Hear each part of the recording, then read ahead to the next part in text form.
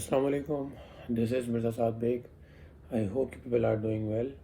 आज का जो टॉपिक है वो प्राइमरीली आईपीसीसी की अपॉइंटमेंट की जो इश्यूज़ आते हैं उसको एड्रेस करने के ऊपर है, क्योंकि मेरे पास कमेंट भी आते हैं प्लस बहुत सारे लोग शिकायत भी करते हैं कि पहली बात तो ये कि उन्हें अपॉइंटमेंट को फ़िक्स करने में बहुत इशू आता है, प्लस ये कि अगर अपॉइंटमेंट में कोई गलती हो जाए तो उसमें एडिट का ऑप्शन नहीं आता है, या समटाइम्स ऐसा भी होता है कि बहुत सारे लोग सर्टेन डेज़ की अपॉइंटमेंट ले लेते हैं लेकिन ड्यू टू सम रीज़न्स वो वहाँ पे जा नहीं पाते। तो उस सूरत के अंदर आपको क्या करना है, तो ये सारी चीज़ें आज मैं इस वीडियो में डिस्कस करूँगा। तो स्टार्ट करते हैं। सबसे पहले तो आपको मैं ये बताऊं कि आईपीसीसी अपॉइंटमेंट क्यों ज़रूरी है। IPCC appointment due to like बहुत ज़्यादा उनके ऊपर जो बर्डन आ गया हैवी, लाइक बहुत से एप्लीकेंट्स आ गए और उन सारी चीज़ों को स्ट्रीमलाइन करने के लिए उन्होंने एक ऑनलाइन सिस्टम इंट्रोड्यूस करा है जिसके थ्रू वो अटेस्टेशन करते हैं। और ये जो है लाइक उनके रूल्स रिवाइज हुए हैं। पहले तो ऐसा भी होता था कि विदाउट अपॉइंटमेंट भी आप वहाँ जाके आप जो है लाइक मैनुअल फॉर्म भर के सबमिट कराते थे और आपकी अटेस्टेशन हो जाती थी। लेकिन अब कुछ पॉलिसीज़ रिवाइज़ हुई हैं, और जब से ये पॉलिसीज़ रिवाइज़ हुई हैं, रिवाइज़ होने के बाद से उन्होंने ऑनलाइन अपॉइंटमेंट को मैंडेटरी कर दिया, विच मीन्स कि आपको वहाँ जाने से पहले अपॉइंटमेंट लेना लाजमी है, अदरवाइज़ आपकी अटेस्टेशन वगैरह नहीं हो सकेगी, आपको बहुत ज़्यादा परेशानी होगी। तो इसीलिए ऑनलाइन अटेस्टेशन के ऑप्शन को इन्होंने इंट्रोड्यूस करवाया है और सबको उस प्रोसेस से गो थ्रू करना पड़ता है। अब होता यह है कि सबसे पहले तो लोगों को जो है लाइक मैं मुझे ऐसा लगता है कि आज बेसिक एजुकेशन की कमी है, या क्या कह कुछ और ही कह सकते हैं इसे। लेकिन होता ही है कि लोगों को जो है बेसिक एप्लीकेशन फॉर्म भी भरना नहीं आता और वो लोगों से पूछ रहे होते हैं कि भाई क्या भरें क्या भरें क्या भरें, और अनफॉर्चुनेटली उसी सूरत में कोई ना कोई गलती हो जाती है और फिर प्लस उसमें एडिट का ऑप्शन नहीं होता, तो लोग परेशान होते हैं कि यार क्या करें, हमने ये फील्ड्स डाल दी हैं, हमने ये डिटेल्स पर्टिकुलर्स के अंदर डाल दी हैं, लेकिन ये अब एडिट नहीं हो रहा, तो क्या करें। तो फिर परेशान होते हैं। तो इसलिए जब भी आप लोग लाइक सबसे पहले तो मैं आपको ये कहना चाहता हूँ कि जब भी आप जो है अपनी इनपुट फील्ड्स डालें तो उसमें जो डिटेल्स हैं वो करेक्ट डालें, और जो भी डिटेल्स डाल रहे हैं आप जिस डॉक्यूमेंट से डालें वो डॉक्यूमेंट अपने पास रखें, क्योंकि इसमें एडिट का ऑप्शन नहीं आता और एक आईडी से एक ही एप्लीकेशन आप प्रोसीड कर सकते हैं।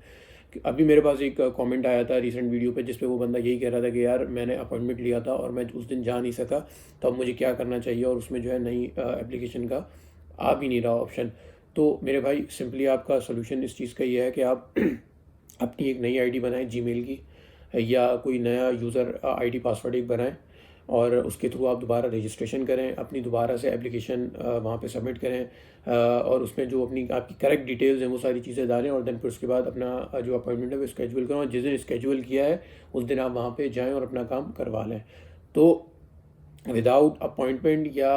विदाउट, तो पहली बात तो ये विदाउट अपॉइंटमेंट आपका काम होता नहीं है। दूसरी चीज़ ये कि अगर उसके अंदर आपने कोई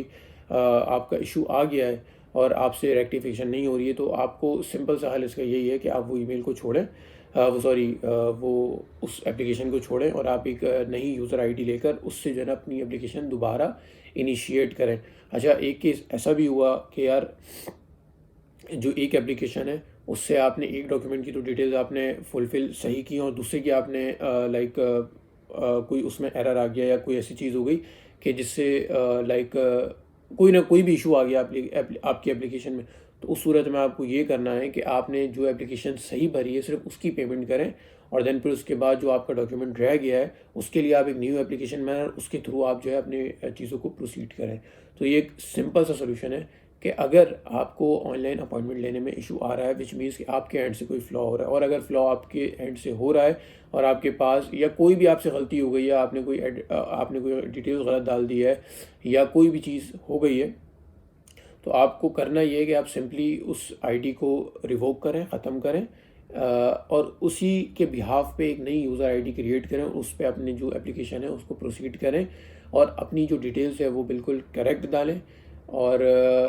क्योंकि इसमें एडिट का ऑप्शन नहीं आता, प्लस प्लस प्लस जो सबसे इम्पोर्टेंट चीज़ ये कि जो उसमें आप डॉक्यूमेंट की जो डिटेल्स होती हैं वो करेक्ट डालें, क्योंकि समटाइम्स ऐसा होता है कि लोग जो है अपनी ओरिजिनल, फॉर एग्जांपल वो ये सेलेक्ट कर लेंगे यार हमें ओरिजिनल मार्कशीट अटेस्ट करवानी है, लेकिन उनके पास ओरिजिनल मार्कशीट या सर्टिफिकेट होता नहीं है। फॉर एग्जांपल जैसे इंटर है, इंटर में बच्चा मैट्रिक इंटर करने के फ़ौरन बाद आ जाता है कि यार मुझे अपने डॉक्यूमेंट अटेस्ट करवाने हैं, क्योंकि उस टाइम तक तो उनके इंटर का सर्टिफिकेट आया ही नहीं होता, और वो वहाँ पे जो है ऑप्शन सेलेक्ट कर लेता है और उसकी पेमेंट भी कर देता है, लेकिन फिर वो जो है वेस्ट जाती है। तो इस सूरत के अंदर जब तक आपके पास ओरिजिनल डॉक्यूमेंट आपके हाथ में ना आए, या वो डॉक्यूमेंट जो आपको करवाने हैं वो जब तक आपके हाथ में ना हो, तो आप जो है एप्लीकेशन फॉर्म ना भरें। प्रेफरेबली तभी भरें जब आपके हाथ में वो डॉक्यूमेंट हो, और वही डॉक्यूमेंट आपको लेकर अटेस्टेशन के लिए IPCC के पास जाना है, और वो जो आपने पेमेंट की है उसी के बिहाफ पे आपको वो डॉक्यूमेंट अटेस्ट भी करवाने। तो एक छोटी सी क्विक वीडियो थी, आई होप कि आप लोगों के लिए बेनिफिशियल रहेगी। मिलते हैं फिर आपसे नेक्स्ट वीडियो में, तब तक के लिए टेक केयर।